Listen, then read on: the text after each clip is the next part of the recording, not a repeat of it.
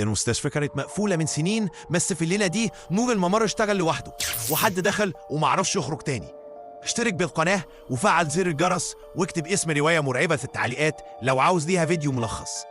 في نص الليل لما المستشفى كلها سكتت، ما عادش باين غير نور النيون اللي بيقطع كل شوية، وصوت الكرسي المتحرك اللي بانت متحرك لوحده.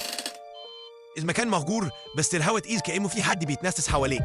وفجأة ظهرت واحدة ماشية بهدوء في الطرقة، شعرها سايح على وشها، لابسة جلابية بيضة، باين عليها تايهة مرعوبة، وعينيها بتدور حواليها كأنها سامعة حاجة واحنا مش سامعينها. وبعيد في آخر الطرقة ظهر شبح مش باين له ملامح، بس عينيه بتلمع في الضلمة، واقف ثابت كأنه بيراقب، كأنه مستنيها أو مستنينا احنا. هي وقفت، لفت فجأة، وشها شاحب، قلبها بيدق، بس مفيش غير الهدوء والرعب اللي بيزيد في قلبها. وصلت لباب أوضة، مدت إيدها تفتحه، لكن لقت كف إيد بالدم مطبوع على الباب. الدم لسه منشفش وسايح على الباب. دخلت الأوضة وقفلت الباب بسرعة، والنور بيرعش، مفيش غير ضوء القمر اللي داخل من الشباك.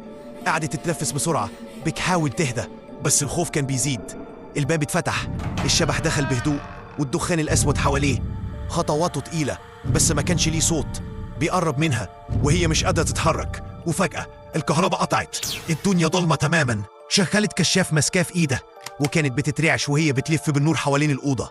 وفجأة وش مرعب باين وراها في ضوء الكشاف، عينيه مفتوحة على الآخر، وشه مش بشري. قعدت تصرخ والوش اختفى.